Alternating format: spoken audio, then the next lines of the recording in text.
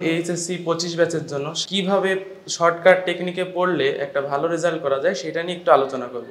পদার্থবিজ্ঞান নিয়ে আমার অভিজ্ঞতা তোমাদের সাথে একটু শেয়ার করব।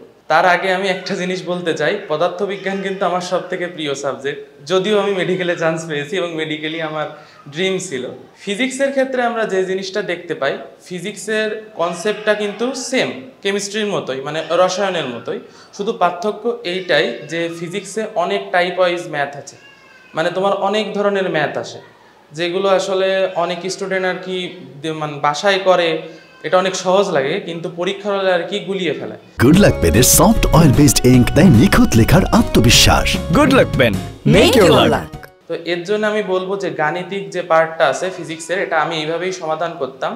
তোমরা এখন যেহেতু সময়টা শেষের দিকে, তাই চেষ্টা করবে প্রত্যেক দিন 2-3টা করে, কারণ অধ্যায় অনেকগুলাই আছে, বিশেষ করে ভেক্টর, আধুনিক পদার্থবিজ্ঞানের সূচনা, নিউটনিয়ান বলবিদ্যা, আসলে অনেক অধ্যায় আছে। এইগুলো প্রত্যেক দিন 2-3টা করে অধ্যায় একটু দ্রুত রিভিশন দিয়ে সেইগুলোর যে টাইপ ওয়াইজ ম্যাথগুলো আছে বোর্ডে বেশি বেশি আসে, সেইগুলো একটু বারবার রিভিশন দেওয়া, এবং যেগুলো একেবারে না করলেই নয় বা তোমার কাছে কঠিন লাগে বা যেগুলো তুমি বারবার ভুল করতেছো, সেই ম্যাথগুলো একটু বারবার প্র্যাকটিস করা বা একটু হাতে কলমে করা। আর তাছাড়া এমনি বাড়তি আপাতত কিছু করা লাগবে না, কারণ যেহেতু সময়টা শেষের দিকে। আর নিজের উপর বিশ্বাস রাখো, আর বিশ্বাস রাখো নিজের যতটুকু প্রস্তুতি নিয়েছো তার উপরে। তোমাদের জন্য গুড লাক।